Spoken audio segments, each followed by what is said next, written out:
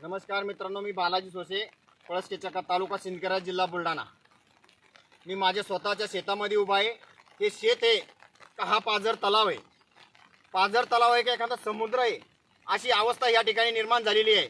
मी तुम्हाला या ठिकाणी दाखवतो। माझी पूर्णपणे कपाशी आणि सोयाबीन, याच्या पलीकडे वाटणे सोयाबीन आहे, कपाशी आहे। अशीच परिस्थिती या ठिकाणी नाही, संपूर्ण या ठिकाणी सिंदखेड तालुक्यामध्ये अशीच परिस्थिती गेल्या 2 वर्षापासून चालू आहे।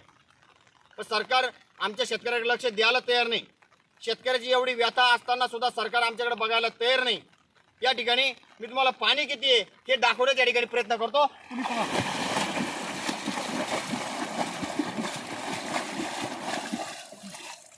मित्रांनो, मी आता पूर्णपणे या ठिकाणी पाण्यात आहे।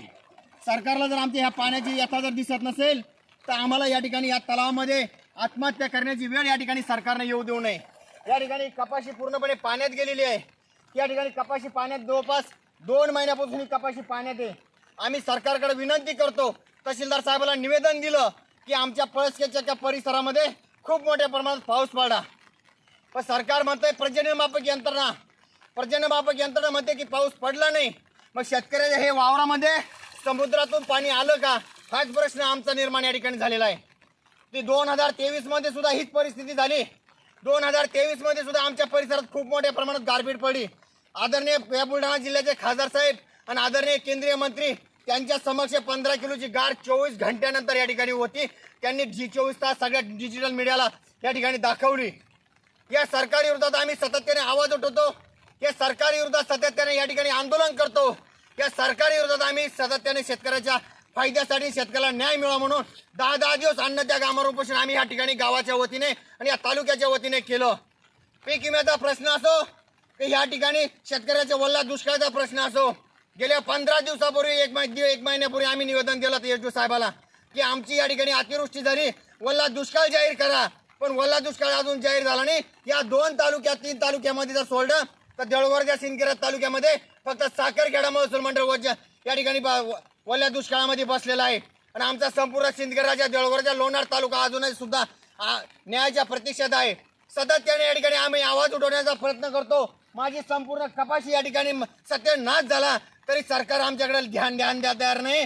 आम्ही सरकारला एक इशारा दिला होता, 10 सप्टेंबर पर्यंत तुम्ही या ठिकाणी सरकार सिंदखेड राजा देऊळगाव तालुक्यात वल्ला दुष्काळ जाहीर करा, पण तरी सुद्धा सरकार ऐकायला तयार नाही। निर्गट्ट सरकार आहे हे, गेंदाळ्याच्या कातळ्याचं सरकार आहे। शेतकऱ्याची त्यांना घेणं देणं नाहीये। या ठिकाणी मी दाखवतो, या ठिकाणी पुन्हा एकदा दाखवा, ही कपाशी, ही सोयाबीन, ही तूर आहे, ही तूर या ठिकाणी पहा, ही संपूर्ण या ठिकाणी सत्यानाश झालेला आहे। आणि या ठिकाणी शेतकऱ्यांनी करायचं काय, शेतकऱ्यांनी जगायचं का, या पाण्यामध्ये मरायचं, हा प्रश्न सरकारला आम्ही विचारत आहे। मी सरकारला सातत्याने आंदोलनामधून निवेदनामधून इशारा देतो आणि आजही सांगतो, जर आमचा 15 दिवसाच्या आत दुष्काळ जाहीर झाला नाही तर हा शेतकरी योद्धा कृती समितीच्या वतीने इशारा आहे। साहेब, पाताळगंगा नदी या ठिकाणी वाहत आहे। पाताळगंगा नदीनं धोक्याची पातळी ओलांडलेली आहे। पाताळगंगा नदीच्या बाहेर पाणी गेलेलं आहे। पण 15 दिवसाच्या आत जर दुष्काळ जाहीर झाला नाही तर 15 दिवसानंतर याच पाताळगंगामध्ये येणाऱ्या पुरामध्ये आम्ही या ठिकाणी जलसमाधी घेणार आहे।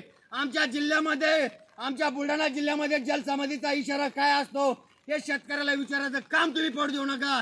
कारण घाटाखाली आमचा एक शेतकरी इशारा दिल्यानंतर त्याने आत्महत्या केली नाही। त्याला शेतकऱ्यासाठी न्याय मिळावा, गावाला न्याय मिळावा म्हणून त्या ठिकाणी त्याने बलिदान दिलं। ती अवस्था आमच्यावर येऊ देऊ नका। सरकार साहेब, हात जोडून विनंती आहे, या शेतकऱ्याचं या ठिकाणी शेतकऱ्याची व्यथा तुम्ही पहा। तुम्हाला अजून किती शेतकऱ्याचं रक्त प्यायचंय ते प्या, पण माझ्या शेतकऱ्याला न्याय द्या। संपूर्ण सिंदखेड राजा देऊळगाव तालुका हा वल्ला दुष्काळ जाहीर करा। जोपर्यंत तुम्ही वल्ला दुष्काळ जाहीर करणार नाही तोपर्यंत शेतकऱ्याला न्याय मिळणार नाही। गेल्या 2 वर्षापासून आम्ही पीक विम्यासाठी झटतो। गेल्या 2 वर्षापासून आम्ही सातत्याने या शेतकऱ्याला न्याय मिळावा म्हणून झटतो। 26 फेब्रुवारी 2023 ची अजून सुद्धा गारपिटीची मदत आम्हाला मिळाली नाही। आणि ह्या वल्ल्या दुष्काळाची मदत अजून 5 वर्ष तुम्ही देणार आहे की नाही हे सुद्धा सरकारने आम्हाला सांगितलं पाहिजे। आम्हाला अनेक या ठिकाणी आश्वासन दिल्या जातात, पण शेतकऱ्याला न्याय मिळत नाही। ही भूमिका आमची आहे, आम्हाला न्याय द्या, नाही तर 15 दिवसात पाताळगंगा नदीत येणाऱ्या पुरामध्ये आत्महत्या नाही, बलिदान आम्ही देणार आहे। शेतकऱ्यासाठी बलिदान देणार आहे।